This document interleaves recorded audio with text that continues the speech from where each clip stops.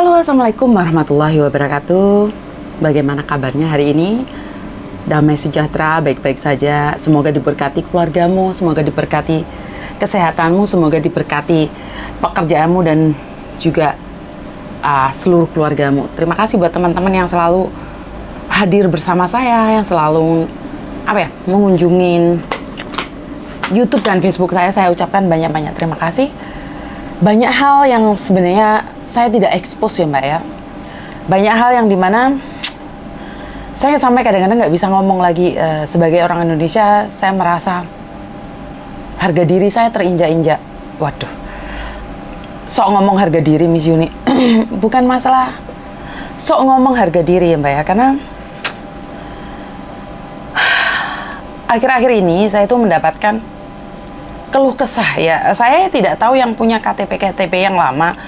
Cuman yang ini yang punya KTP yang berawalan huruf F. Saya sudah mendapatkan 4-6 anak yang berKTP F. Jadi kalau buat mbak-mbaknya yang tidak ingin saya expose, jangan telepon saya, datang langsung ke tempat saya dan kita sharing, itu nggak apa-apa. Saya akan memberikan nasihat, membantu, ya sekedar mendengarkan keluh kesah kalian. Jadi karena ada beberapa mbaknya yang datang hari biasa berkeluh kesah dan tidak ingin diekspos, ya saya undang kalian datang ke sini secara langsung. Karena sekali lagi saya memang ingin membantu kalian meringankan beban. Saya tidak bisa membantu banyak, tapi saya bisa meminjamkan telinga dan pundak saya buat mbak-mbaknya yang sedang membutuhkan, yang berada di Hong Kong saat ini. Miss Yuni, apa sih maksudnya? Iya, dalam jangka 3-4 bulan ini banyak mbak-mbaknya yang mengeluh dari KTP WE ke F. Maksudnya apa Miss Yuni? Ya dulunya CC, TKW,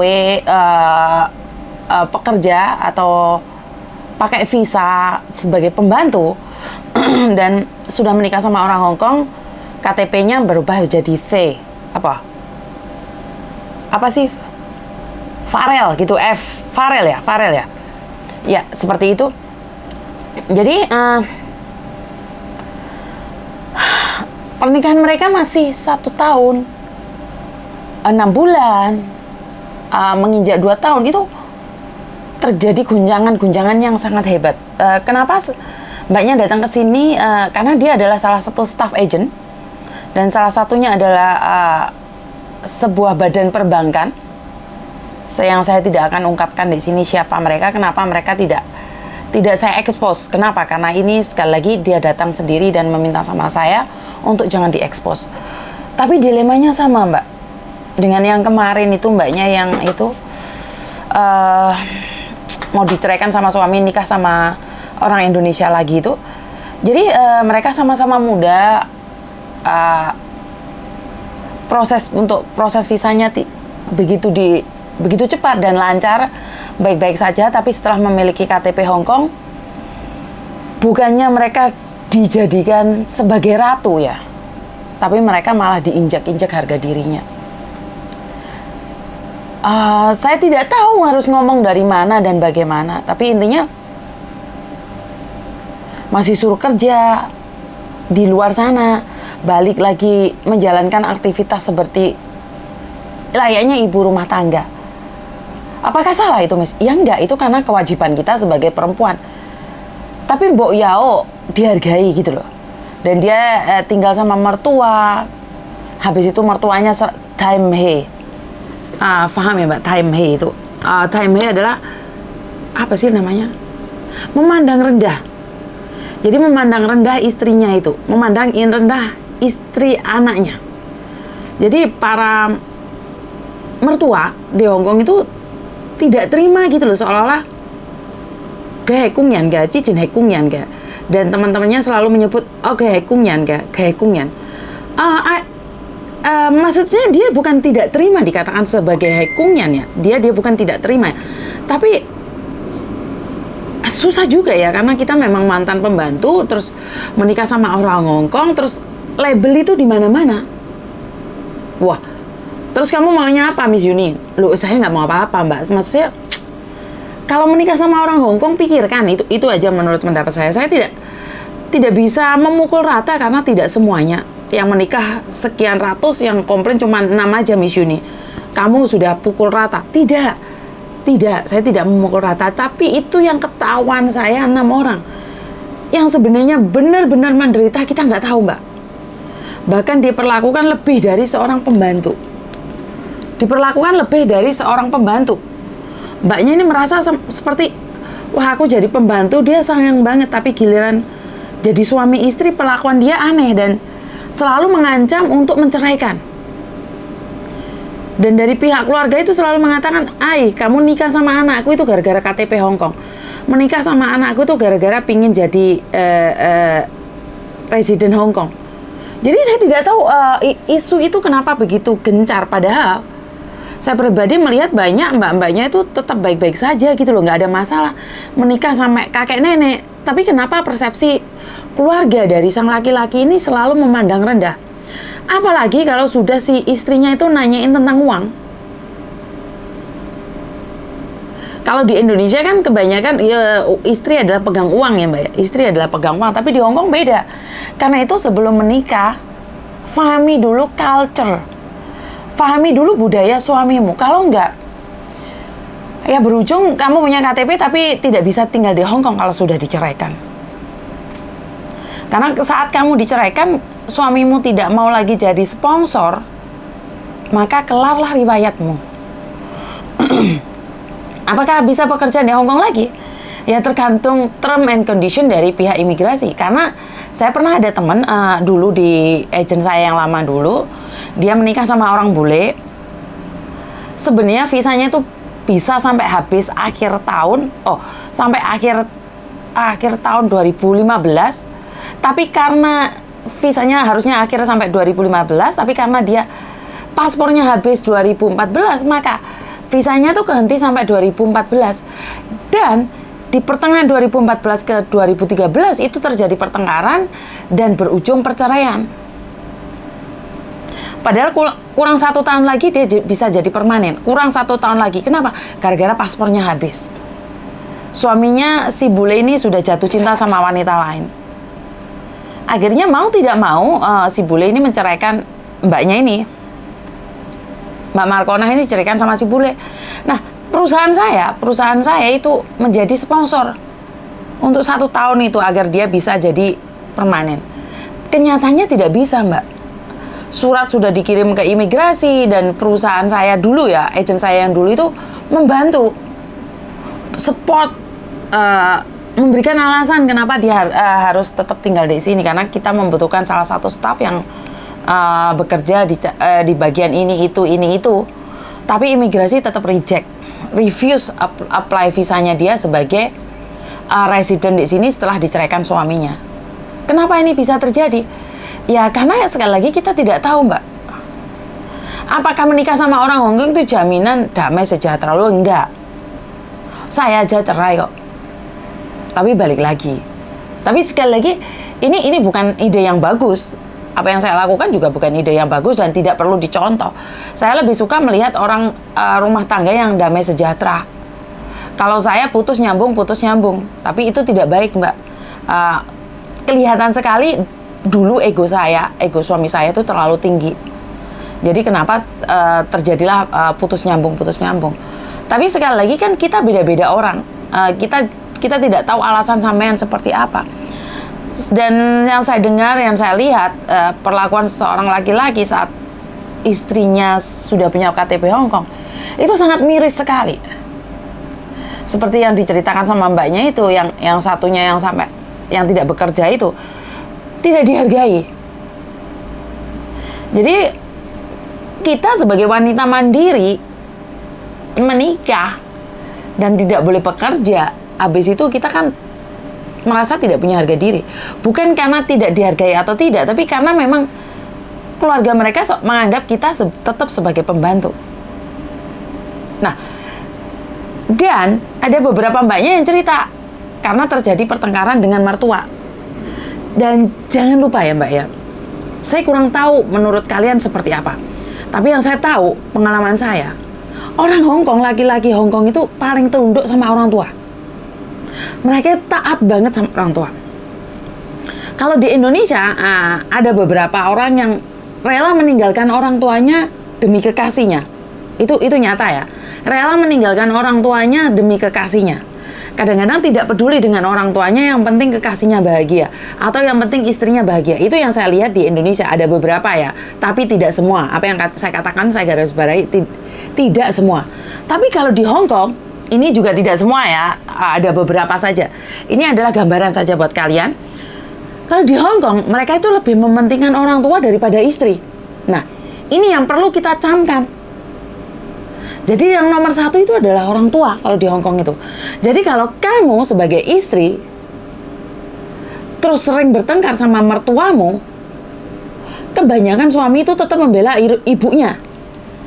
Teman saya sama-sama Hong Kong aja, si cowoknya itu rela cerai demi ibunya. Nah, ini yang sebagai perempuan, saya dan sampai ini sebagai perempuan akan merasakan sakit hati yang tidak karuan. Kenapa kamu rela melakukan itu? Nah, ini yang kita tidak pahami. Karena sekali lagi budaya kita beda, bahasa kita beda, dan tata cara kita juga berbeda. Jadi menikah dengan orang luar negeri itu tidak semudah yang kita lihat. Begitu juga menikah dengan bule. Pengalaman teman-teman saya waktu saya kerja di restoran, juga adjustment-nya nggak mudah. Jadi sekali lagi, jangankan luar negeri ya Mbak ya, sama-sama orang Indonesia aja yang bahasanya sama aja, kadang-kadang kita nggak bisa paham satu sama lain. Ya tidak jarang juga di Indonesia terjadi perceraian, walaupun tidak semua alasan kita tahu. Tapi intinya adalah sangat mengenaskan saat kita tujuannya ke luar negeri bekerja, kita menikah dan punya KTP Hong Kong, tapi setelah itu tidak bisa bekerja lagi di Hong Kong karena diceraikan oleh suami. Ini yang sesuatu bagi saya sangat mengenaskan. Kecuali sudah menikah sama orang Hong Kong, cerai nggak apa-apa tapi tetap bisa tinggal di Hong Kong, itu masih oke buat saya. Tapi masalahnya kan tidak oke buat mereka. Tapi saya pribadi menghargai dan menjunjung tinggi pemerintahan yang ada, karena saya adalah pendatang ya Mbak ya. Saya itu tidak bisa bilang bahwa saya itu orang Hong Kong karena saya permanen Hong Kong, maka saya akan bilang saya itu tidak peduli Indonesia. Tidak.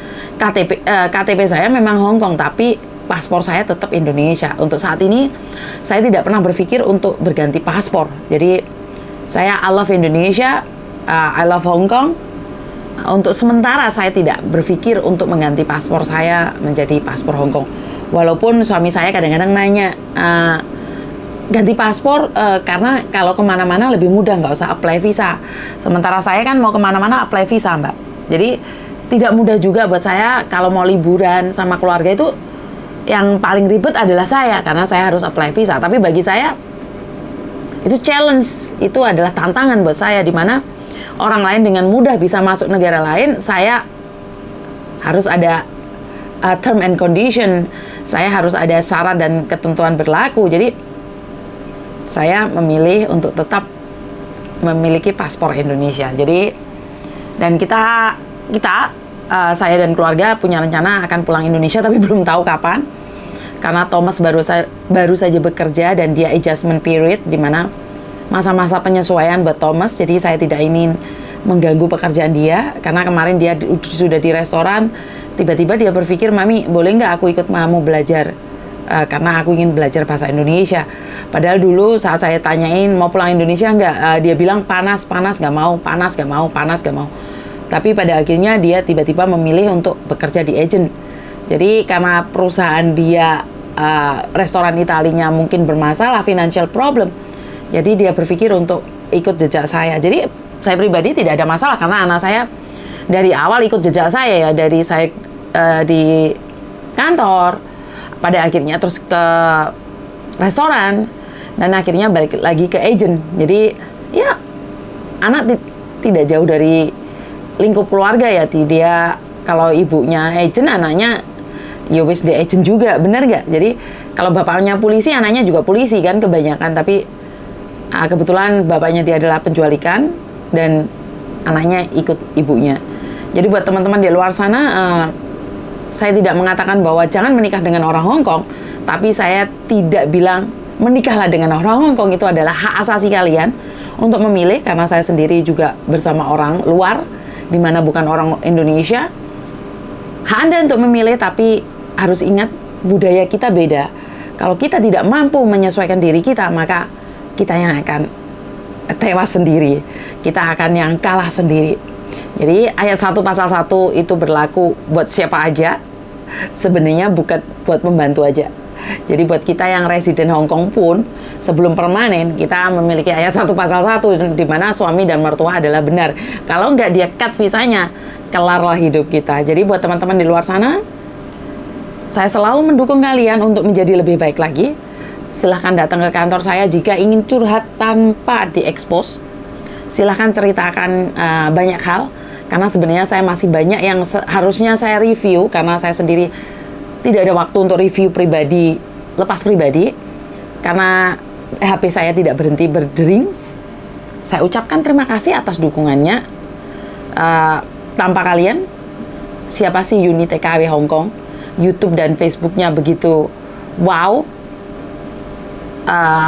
Saya tidak menyangka penerimaan video-video saya di lapangan tuh sangat menghibur kalian. Kadang ya nano-nano, kadang ya gado-gado, kadang nyesek, kadang marah, kadang emosi, kadang ketawa sampai ke jungkel-jungkel, dan kadang kita harus menangis. Inilah realita kehidupan kita sebagai tenaga kerja wanita. Kita terlihat mandiri, kita terlihat hebat, kita terlihat memiliki segalanya. Tapi tidak ada satupun yang tahu perasaan kita. Tidak ada satupun yang mengerti, bahkan paham isi hati kita. Kadang di satu sudut kita merasa lelah. Kadang di satu sudut kita merasa capek. Kadang di satu sudut kita ingin menangis. Tapi saat kita melihat keluarga kita bahagia, saat melihat suami, anak, ibu kita gembira menerima kiriman uang kita, tubuh yang tadinya lemah, tubuh yang tadinya terluka, tubuh yang tadinya berkeringat, kita mencoba untuk tetap berdiri, mengusap air mata, memandang ke depan, menundukkan kepala, berdoa agar semua yang kita lakukan benar-benar bisa bermanfaat buat keluarga kita. Walau kadang sebagian dari keluarga kita tidak menghargai kita, kita tetap ada di sini berjuang. Bangunlah kawan, tetaplah jadi wanita mandiri. Saya tahu deritamu, saya tahu lukamu, saya tahu kecewamu. Tapi apa yang bisa kita lakukan selain sabar? Apa yang bisa kita lakukan selain berdoa, berusaha untuk terus menapakin kehidupan ini di rantau orang, di negeri orang. Biarlah tetangga mencibir kita, biarlah teman-teman kita merendahkan kita, karena kita hanyalah seorang pembantu. Tapi mereka lupa bahwa kita bisa. Kita mampu berjuang di negeri beton. Saya doakan buat semua para pekerja luar negeri, baik di Taiwan, Singapura, Malaysia, Brunei Darussalam, Jepang, dan Korea, khususnya Hong Kong. Tetaplah berjuang. Jangan pernah berhenti. Karena kita di sini hanya sementara mengais rezeki. Karena saya percaya saya dan Anda itu adalah orang-orang hebat. Saya dan Anda adalah orang-orang kaya di Indonesia. Ya, kita memang di sini direndahkan. Tapi saya yakin saat kita sukses, kita pulang di Indonesia, semua orang angkat topi atas kita. Tetaplah berjuang, wahai wanita, wahai laki-laki, wahai adik-adik, wahai kawan-kawan, wahai ibu-ibu, wahai teman-teman. Kita di luar negeri mengais rezeki dan akan kembali ke Indonesia. Indonesia, kami pasti pulang. Tunggu kami. Terima kasih. Wassalamualaikum warahmatullahi wabarakatuh. Berkat Tuhan mengalir atas kita semua. Semoga semua makhluk bahagia dan bye-bye.